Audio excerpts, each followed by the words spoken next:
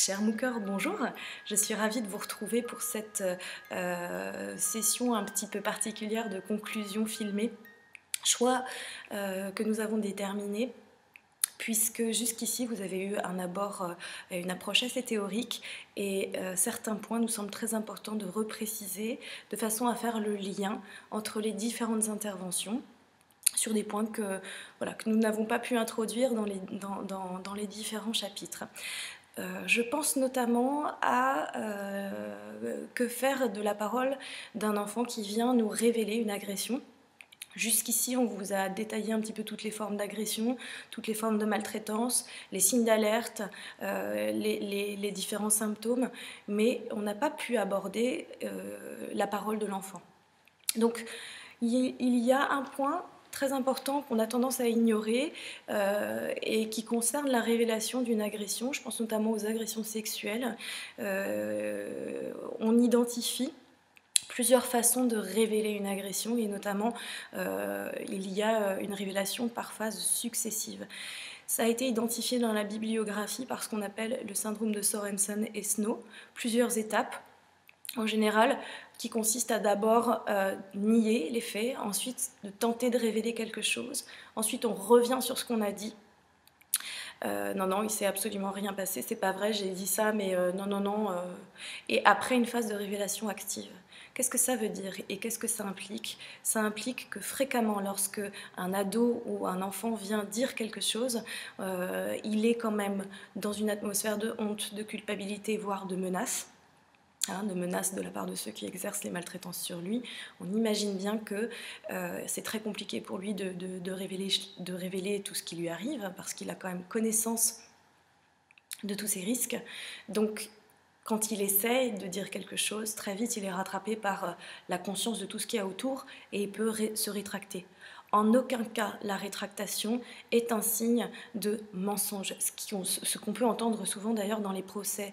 On entend les avocats dire « mais regardez, elle dit ça, puis alors après elle dit son contraire, et puis alors vraiment, comment est-ce qu'on peut croire ce qu'elle nous raconte ?» C'est fréquent, il faut le savoir, et ça ne doit pas remettre en question la crédibilité du discours de l'enfant, puisqu'il est toujours question de cette sacro-sainte crédibilité devant un enfant qui va nous faire des révélations. Alors ça, c'est un premier point. Un deuxième point autour de la parole, donc il y a cette phase de révélation directe, mais il y a aussi des phases de révélation indirecte, et notamment la confidence. Monsieur Guilherme a pu évoquer ça, et d'ailleurs c'est très important de pouvoir en parler parce que c'est à double tranchant. Récemment, j'ai eu en consultation une jeune fille de 16 ans qui a été victime d'agressions sexuelles de la part de son beau-père pendant une année.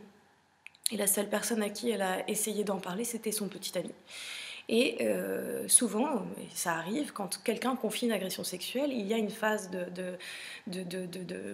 comment dire, de sidération. Mon Dieu, c'est horrible ce qui t'arrive. Puis en même temps, après, te dire, ça dure un an, mais comment ça se fait que ça dure un an? Enfin, il y a un doute, on remet en question aussi la crédibilité et pourquoi tu t'es laissé faire pendant un an.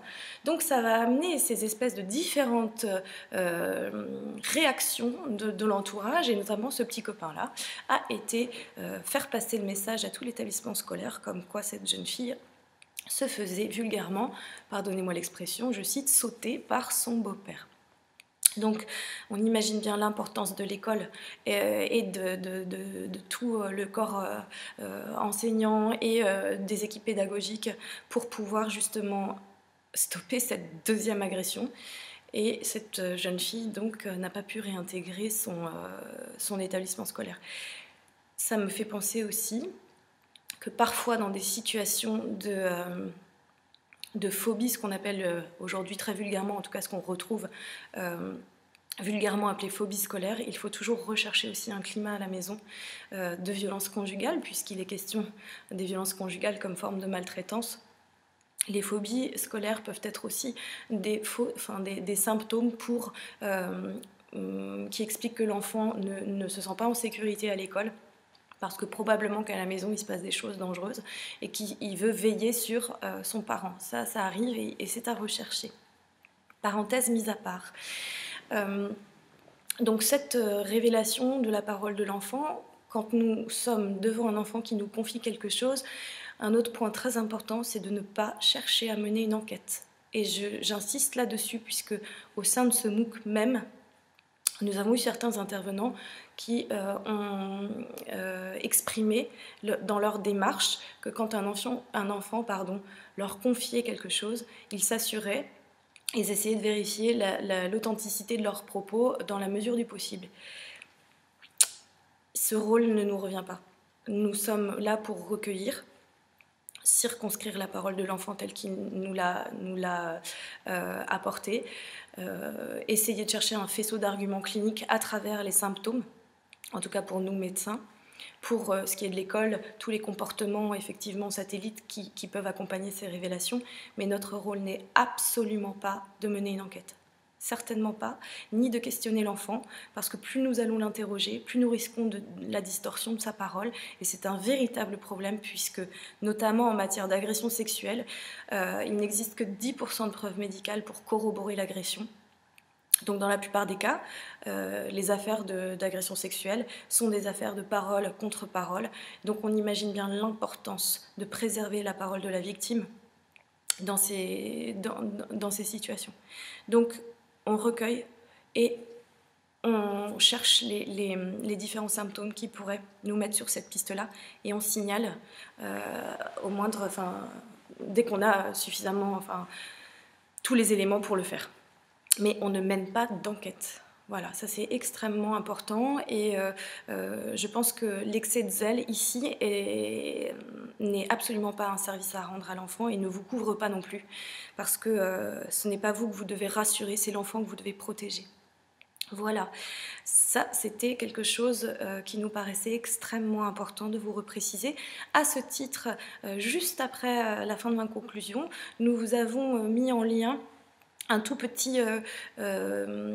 petite vidéo, un spot sonore sur l'intervention du procureur Poiré qui raconte une situation justement qui a eu lieu à l'école et je pense que c'est important de pouvoir rebondir sur des cas cliniques pour pouvoir vous imprégner des différents écueils que nous pouvons rencontrer. Mais sachez que nous les avons tous rencontrés et que c'est aussi ça qui fait qu'aujourd'hui nous pouvons réfléchir et nous pouvons aussi être forts de certaines erreurs, hélas. En tout cas, quand vous êtes en proie à des doutes, surtout échanger, il faut que vous puissiez notamment avoir quelques médecins référents autour de vous. Il y a le conseil départemental met en place des cellules enfance en danger et normalement un médecin a des permanences là-bas. Vous pouvez l'appeler aussi pour vous guider dans les démarches de signalement, ça c'est très important. Il vaut mieux être accompagné que de se dire « j'ose pas le faire, je ne le fais pas » parce qu'en attendant c'est l'enfant qu'on suit qui est maintenu dans ce système. Et puis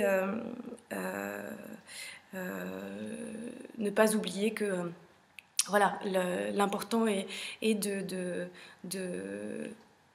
soutenir l'enfant que vous voyez et de ne pas vous dire « bon ben, il est en psychothérapie une fois par semaine, cet enfant, je vais pouvoir moi lui apporter de la rassurance, etc. » Ça n'existe pas. C'est-à-dire qu'un enfant, s'il vous confie quelque chose et qu'il rentre chez lui tous les soirs et qu'il se prend des coups ou qu'il subit des agressions, une psychothérapie à raison d'une fois par semaine n'est pas thérapeutique. Il faut bien évidemment intervenir.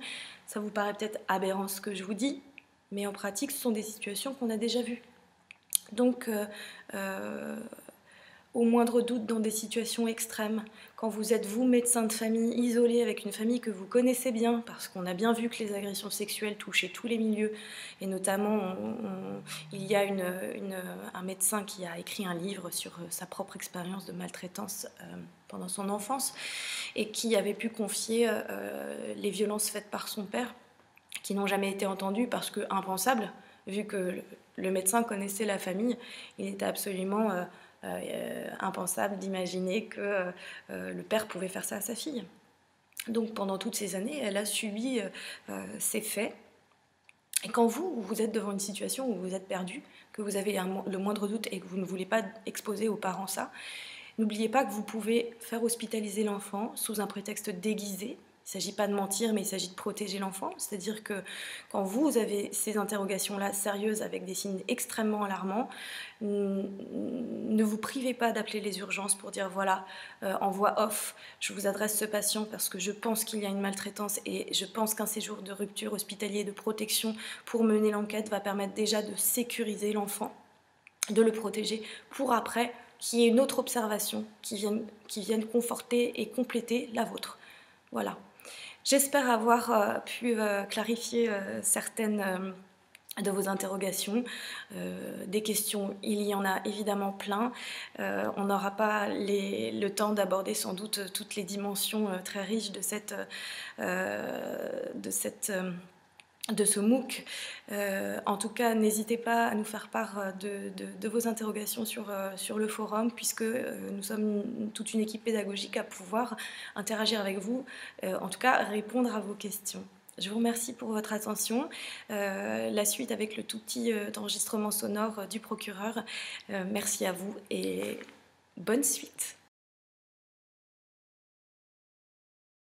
Alors, ceux qui me connaissent ou qui ont l'habitude de m'entendre à Strasbourg savent que je ne suis pas un intellectuel et que j'adore raconter des histoires. Je vais commencer par vous en raconter une, en préambule.